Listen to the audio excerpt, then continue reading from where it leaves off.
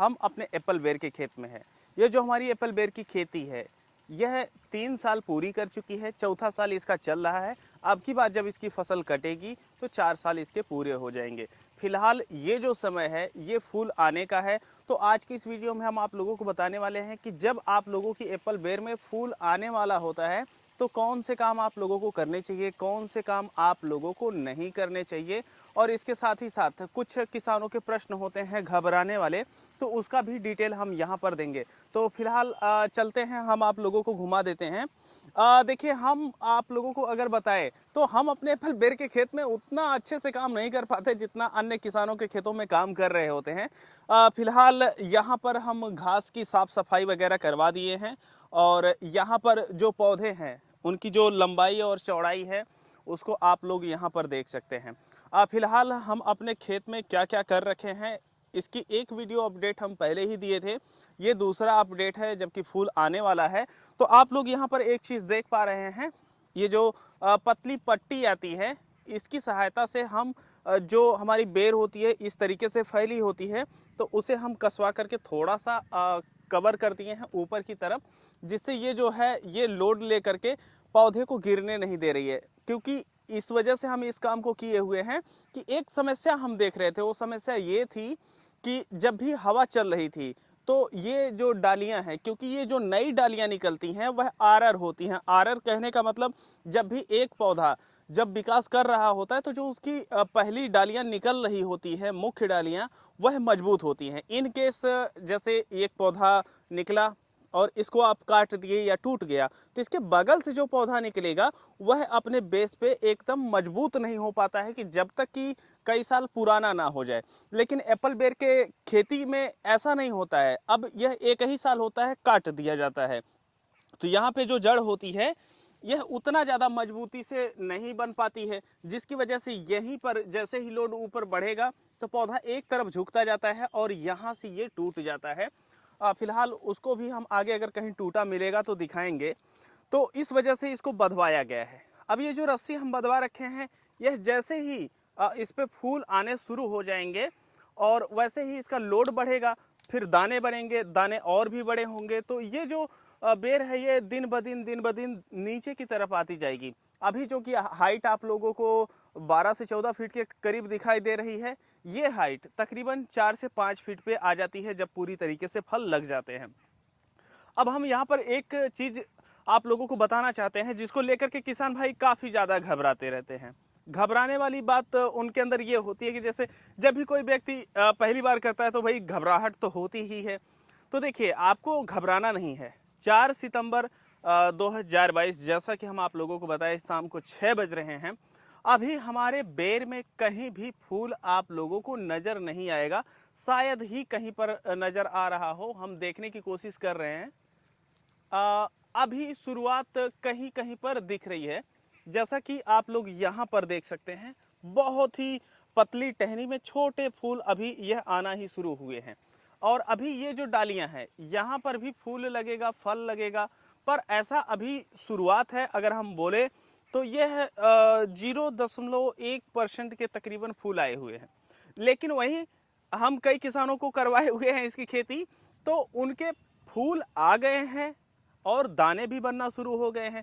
कहीं पर ऐसा है कि अभी फूल बहुत तेजी से आ रहे हैं, वहीं पर हमारे यहाँ फूल नहीं आ रहे हैं। तो किसान कई बार देखते हैं कि अच्छा अभी ऑनलाइन सब कुछ हो गया है तो व्हाट्सएप के जरिए फोटो शेयर होते रहते हैं, लोग देखते हैं, अच्छा आपके में फूल आ गया, अभी तो मेरे में नहीं आया, कहीं ऐसा तो नहीं मेरी खेती में कोई कमी रह गई हो, तो मैं क्या कुछ कर सकता हूँ। तो वो किसी से पूछ लेते हैं जिनके पास अनुभव नहीं है, बोलेंगे भैया ऐसा है कि आप ये दवा है इसको ला करके डाल दीजिए, फूल आ जाएगा। अब हम इसके पीछे की कहानी बता रहे हैं। होता ऐसा ये है कि जैसे आम की खेती जो होती है, आम की फसल अगर आप लोग देखे होंगे तो उसकी जो वैरायटियां होती हैं, जो क्षेत्र होते हैं, वहां पर जो मौसम होता है उसकी आधार पे वो प्रभावित होते हैं। और कई बार ऐसा देखने को मिलता है कि एक पेड़ में जो फूल है आम पे 10 दिन पहले आ रहा है, एक पे 10 दिन बाद में आ रहा है। तो इसको लेके घबराना नहीं है। सेम कंडीशन अप्लाई होती है एप्पल बेर के खेत में।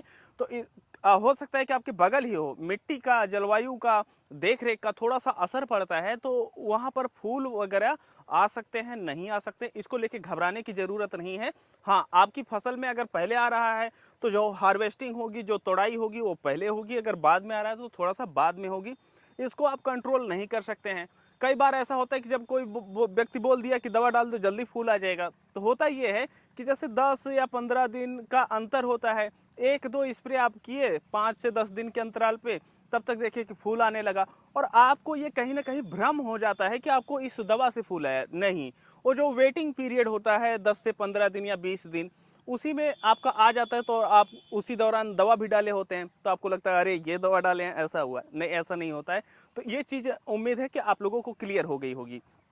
आइए थोड़ा सा हम टहलते हुए आप लोगों को बता रहे हैं। जैसा कि अभी कुछ ही देर पहले हम आप लोगों को बता रहे थे कि डालियां टूट जाती हैं। तो यहाँ पर देखिए, जैसे ही इस पे वजन ज़्यादा बढ़ा और जो थोड़ा सा आंधी आई थी, इस वजह से ये भाग भारी होकर के टूट गया था। तो जिसकी वजह से हमें इस तरीके से रस्सियों से बंधवाना पड़ा है। और एक ये तो टूटा हुआ था, एकदम ताज़ा भाग हम आप लोगों को दिखा रहे हैं। यहाँ पर एक था, ये टूट गया है। और वहीं पर अगर आप लोग इस तरफ देखें तो यहाँ पर ये वाला भाग टूट गया है ज़्यादा लोड होने की वजह से। तो इस तरीके से है। हालांकि अभी कुछ भाग रखा हुआ है, तो ये हरा आप लोगों को दिखाई दे रहा होगा। और जो बेर की खेती है ये एकदम पूरी तरीके से सेट है। अब जो चीज़ नहीं करना है वो हम आप लोगों को बता रहे हैं। जैसे आप लोग देख रहे होंगे कि यहाँ पर खरपतवार है जो कि जली हुई आप लोगों को दिखाई दे रही है।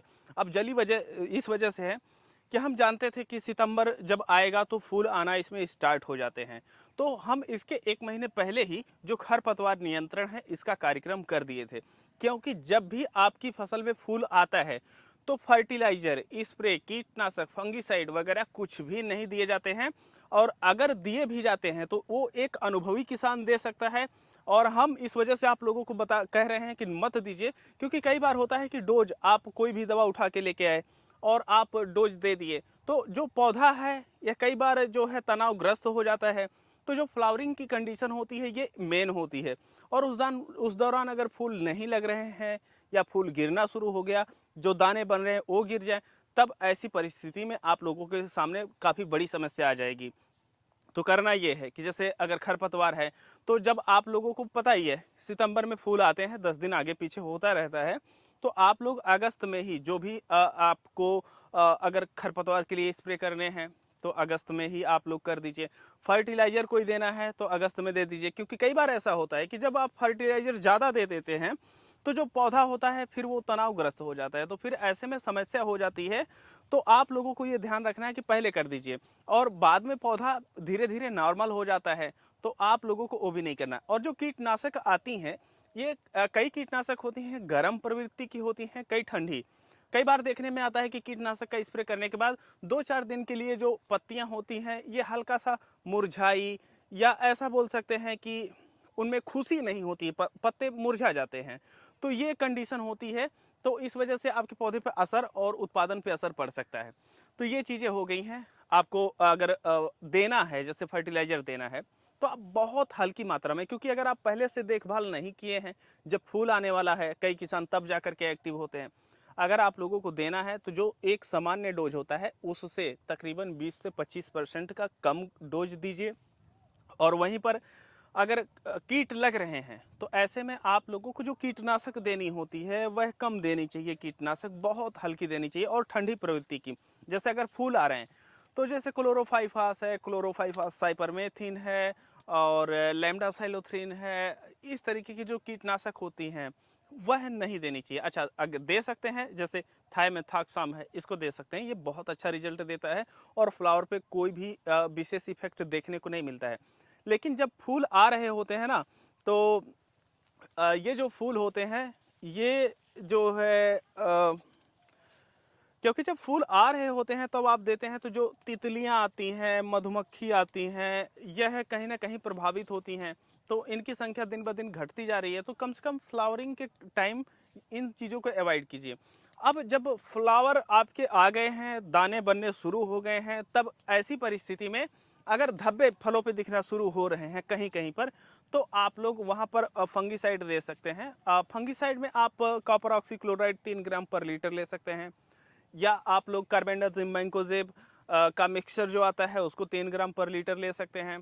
तो ये सामान्य फंगीसाइड आप प्रयोग कर सकते हैं। और एक जो है कीटनाशक थाइमेथॉक्साम 10 ग्राम प्रति 15 लीटर आप लोग प्रयोग कर सकते हैं। तो ये स्प्रे कर देंगे, दाने पे आप लोगों को धब्बे दिखाई नहीं देंगे। और अगर आप लोग कुछ बूस्टर यूज करना चाहते हैं तो कोशिश ये कीजिए दाना बनने के बाद यूज कीजिए, तो वो अच्छा रिजल्ट आप लोगों को देंगे। तो फिलहाल यही चीज़ें हैं। जब भी आपके जो पौधे हैं इनमें फूल आना शुरू हो जाए, कोई भी फसल हो, तो उस दौरान जो है आप लोगों को ये सब नहीं करना चाहिए। तो ये सब आप लोग पहले कर लीजिए। अभी हमारा खेत काफ़ी फ्रेश है, अभी सब कुछ तो अच्छा इस समय दिख रहा है। अब हम आप लोगों को कुछ अपडेट ये देना चाहते हैं कि कई किसान होते हैं तो वो जब एप्पल बेर की खेती कर रहे होते हैं तो सामान्यतया इस तरीके से जो आप लोग पत्तियां देख रहे हैं, ये पत्तियां हैं, ये कटे हुए हैं। तो पौधे में 2-4 पत्तियों में 2-4 छेद, पौधे की पत्तियों में 2-4 10 ज़्यादा डैमेज, इस तरीके से दिख सकते हैं। लेकिन ये जो आप मौके पे कंडीशन देख रहे हैं ये एक सामान्य कंडीशन है। हल्का फुल्का ये खाते रहेंगे, क्योंकि जो एप्पल बेर होती है ना, ये देखा जाए तो बहुत ज़्यादा इसमें रसायन का प्रयोग नहीं किया जाता है। तो कीट आते हैं, खाते हैं, और ये जो होता है इसका प्रभाव नहीं पड़ता है पत्तियों पे, खासतौर पे एप्पल बेर की खेती में। तो इसको लेकर के आपको ज़्यादा टेंशन लेने की ज़रूरत नहीं है। हल्का अगर आप स्प्रे दे दिए हैं चलेगा। अब लगे कि अगर फसल ज़्यादा प्रभावित हो सकती है तो ही आप दीजिए। फिलहाल ये अपडेट रहा है। और पिछली बार आंधी की वजह से हमारे उत्पादन में काफ़ी कमी देखने को मिल गई थी, क्योंकि जब हार्वेस्टिंग मेन चल रही थी तो ज़्यादातर जो बेर है ये गिर गई थी। फिलहाल अब की बार हमारी उम्मीद है कि सब कुछ अच्छा रहेगा, और देखिए क्या होता है। ये अपडेट मिल गई है। अच्छा, एक चीज़ और हम आप लोगों को बताते चले कि सिंचाई को लेकर के काफ़ी कन्फ्यूजन रहता है कि जब फल आ रहा है तो हम सिंचाई करें या ना करें। देखिए, एप्पल बेर की जो खेती होती है, हम आप लोगों को कुछ चीज़ें बताना चाहेंगे कि देखिए, अगर आपका खेत बलुई मिट्टी का है, उसमें नमी बहुत ही कम दिनों तक टिकती है। तो ऐसे में जब खेत में नमी नहीं है तो आप लोगों को हल्का सा पानी दे देना चाहिए, क्योंकि अगर एकदम पानी नहीं रहेगा तो फूल पे इफेक्ट जो है पड़ेगा, फ्लावरिंग पे। और वहीं पर जब बहुत ही ज़्यादा भयंकर नमी हो जाएगी, जैसे आप पानी धान की फसल की तरह भर दिए, तो भी सही नहीं है। एक सामान्य हल्की नमी बना के रखिए। बेस्ट फ्लावरिंग और बेस्ट जो फ्रूटिंग है ये आप लोगों को देखने को मिलेगी। तो ये लोगों पे मत जाइएगा। कई लोग होते हैं वो अपने अनुभव के हिसाब से देखते हैं। अभी हम ज़्यादातर किसानों के साथ काम करते हैं तो हमें हर पॉइंट पे देखना होता है। अगर बलुई मिट्टी का खेत है, नमी नहीं है, तो हल्की सिंचाई कर दीजिए। बलुई दोमट है और लग रहा है कि नमी की कमी है, तो हल्की सिंचाई कर दीजिए। अगर जो आपकी मिट्टी है ये दोमट है या दोमट मटियार है या काली मिट्टी है और लग रहा है कि नमी जो है काम चलाऊ है, तो रहने दीजिए। थोड़ा सा लंबा अंतराल बना करके आप सिंचाई करें। हाँ, जब आपकी फसल में दाने बनने लगेंगे उस दौरान आप थोड़ा सा पानी की मात्रा हल्का सा बढ़ा दीजिएगा, तो दानेदार होने की जो प्रक्रिया होती है ये काफ़ी तेज हो जाती है। तो जो आपकी फसल है ये जल्दी तैयार हो जाती है। और वहीं पर अगर आप नमी कम बना करके रखते हैं तो समस्या ये देखने को मिलती है कि जो दाने बनने की प्रक्रिया होती है उसके गूदेदार होने की, वह काफ़ी धीमी चलती है, जिसकी वजह से जो आपकी फसल है ये 10 से 15 दिन एक्स्ट्रा टाइम लेती है।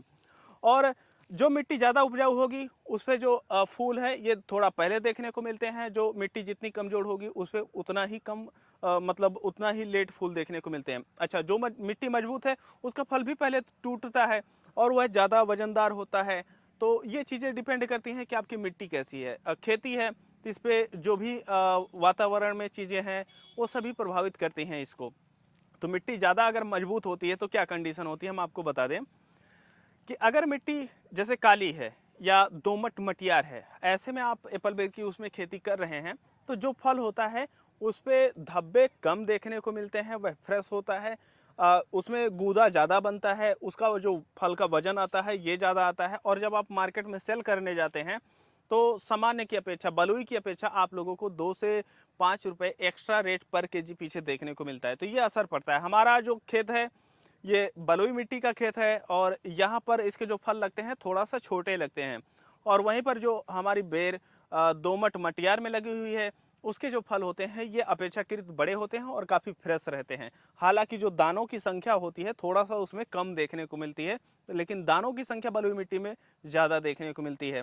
तो ओवरऑल बस क्वालिटी पे अगर आप जा रहे हैं तो जो जितनी ज़्यादा मजबूत मिट्टी रहेगी उतना बेस्ट आप लोगों को रिजल्ट मिलता है। तो फिलहाल ये रहा है अपडेट हमारे बेर की खेती का। और अभी इधर काफ़ी कम वीडियो आ रही थी। अब जब बारिश हमारे क्षेत्र में नहीं हो रही थी तो दिल टूटा हुआ था, सोचे क्या करें, सारी खेती अस्त व्यस्त थी। तो फिलहाल अब नए सिरे से रणनीतियाँ आप लोगों को बना करके देंगे, चाहे वह फलों की खेती हो या जो है आप सब्जियों की खेती कर रहे हो। तो अब आने वाली वीडियो आप लोगों के लिए काफ़ी ज़रूरी है और काफ़ी रणनीतियाँ बना के देंगे, ताकि अब की बार जो फसलों का रेट रहने वाला है उस पर आप लोग अच्छा रेट प्राप्त कर सके। फिलहाल इस वीडियो को हम सब यहीं पर समाप्त करते हैं। अगर आप किसी टॉपिक पे वीडियो चाहते हैं तो कमेंट सेक्शन में ज़रूर बताएं। फिलहाल के लिए मिलते हैं आप लोगों से एक अलग वीडियो में, तब तक के लिए चलते हैं। जय जवान, जय किसान, जय विज्ञान।